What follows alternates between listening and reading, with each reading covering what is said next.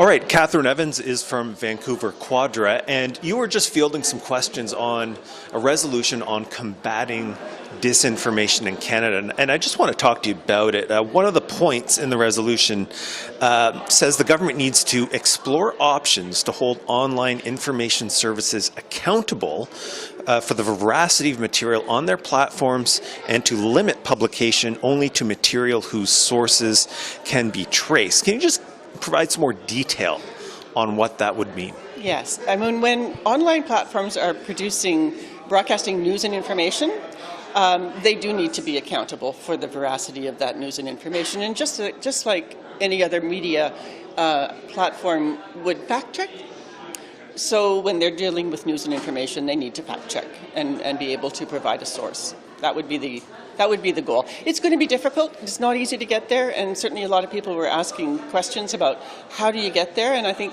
we're all learning that around the world, and we'll keep on learning for a while until we can figure this one out. We're in a new age, so it's going to take a fair bit of work. Right now, I know, and when you say sources, are you talking about journalists quoting unnamed sources, something like that, where you want people's identities known, or are you talking more about source material in a written sense? No, I mean, if the journalist is the source, then the journalist is accountable. I'm not asking journalists to reveal their own, private sources, but the journalist has to be accountable for what their sources give them. When you say holding online information services accountable, that the government needs to explore options, what are some of the options you think that would be? What would accountability look like if a Canadian government were to take this on? Well, that is probably beyond my pay grade to answer that question fully. But it should be the case that if a question about, if there is a harm identified in a news source, in some news that is posted on a platform, that the platform should be able to offer where that comes from. They should be able to answer a question about where that comes from, and not just pretend that they're a blank slate that anybody can put anything on. If they want to have that space, if an organization like, Facebook, for example, like a big one, or Meta now, if they want to have that space, then they should be accountable for what's on that space. But what about critics who would look at an idea like that and say, why would we let government decide or be the arbiter of what is false news, fake news, what is real news, what is credible, what is not credible? What do you say to that?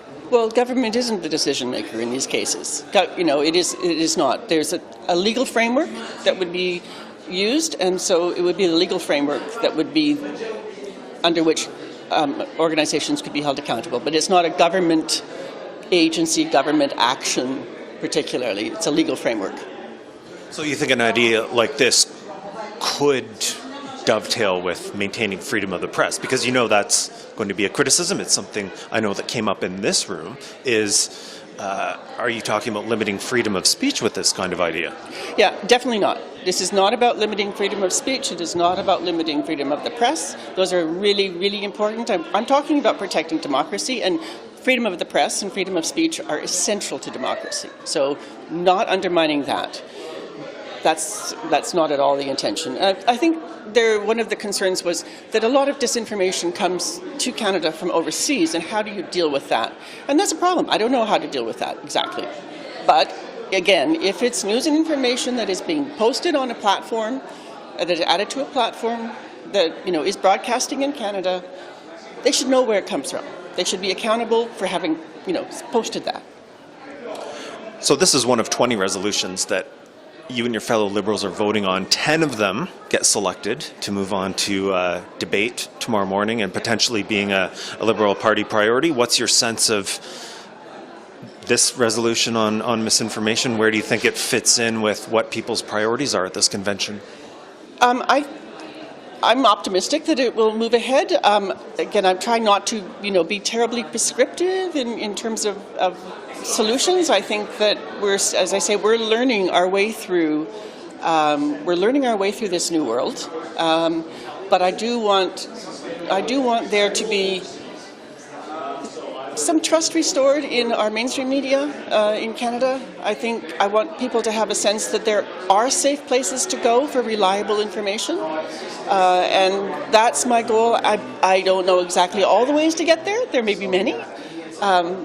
And I think it's also something that resonates with a lot of people, because we have seen through the pandemic in particular, the convoy, we've seen how damaging misinformation can be, how it corrupts.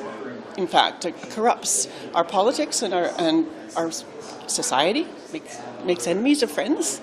We're not. So I think the sooner we can start addressing ways to do this in a way that does respect Canadian values of freedom of the press, the better we are. The better we are to get on with it. Okay, well, we'll keep watching that policy process today and tomorrow. Catherine Evans, thank you so much. Thank you very much. Bye-bye.